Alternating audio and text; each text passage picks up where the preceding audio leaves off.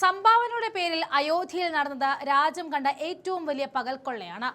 ഭക്തിയും വിശ്വാസവും പറഞ്ഞ് വോട്ട് ബാങ്ക് രാഷ്ട്രീയം കളിക്കുന്നവർക്ക് ജനങ്ങളുടെ പണം അടിച്ചു മാറ്റാൻ യാതൊരു മടിയുമില്ല എന്ന് ഒരിക്കൽ കൂടി തെളിഞ്ഞിരിക്കുന്നു.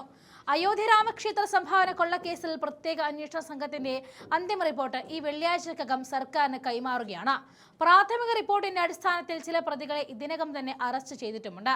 എന്നാൽ ഈ അറസ്റ്റുകൾ കൊണ്ട് മാത്രം ഈ കേസ് ഒതുക്കി തീർക്കാൻ ഭരണകൂടത്തെ പ്രതിപക്ഷം അനുവദിക്കില്ല. വിദേശ സന്ദർശനം പൂർത്തിയാക്കി പ്രധാനമന്ത്രി നരേന്ദ്രമോദി വിമാനം ഇറങ്ങുന്നതിന് മുൻപ് തന്നെ ഈ മഹാക്കൊള്ളയിൽ നിന്നും എങ്ങനെയെങ്കിലും മുഖം രക്ഷിക്കാനുള്ള നാടകീയ നീക്കങ്ങൾ കേന്ദ്രം നടത്തുകയാണ്. ശ്രീരാം ജന്മഭൂമി തീർത്ഥക്ഷേത്ര ട്രസ്റ്റിൽ വൻ അഴിച്ചുപണി നടത്തി ജനങ്ങളുടെ കണ്ണിൽ പൊടിയിടുവാനാണ് ഇപ്പോഴത്തെ ശ്രമം.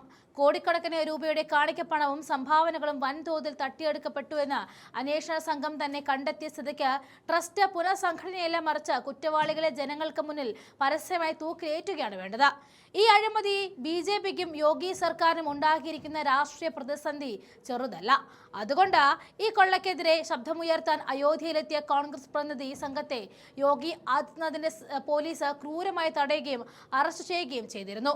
UP കോൺഗ്രസ് അധ്യക്ഷൻ അജയ് റായ്, MP മാരായ കിഷോരി ലാൽ ശർമ്മ, രാകേഷ് റാഥോഡ് തുടങ്ങിയ മുതിർന്ന നേതാക്കളെയാണ് ജനാധിപത്യ വിരുദ്ധമായിട്ട് പോലീസ് തടവിലാക്കിയിരിക്കുന്നത്. ചോദ്യം ചോദിക്കുന്നവരെയും സത്യം വിളിച്ചു പറയുന്നവരെയും അറസ്റ്റ് ചെയ്ത് ജയിലിൽ പൂട്ടിയിടുന്ന യോഗി സർക്കാർ യഥാർത്ഥത്തിൽ ഭയപ്പെടുകയാണ്. തങ്ങളുടെ അഴിമതി കോൺഗ്രസ് ജനങ്ങൾക്ക് മുന്നിൽ തുറന്നു കാണിക്കും എന്ന ഭയമാണ് പോലീസ് രാജിനും പിന്നിൽ.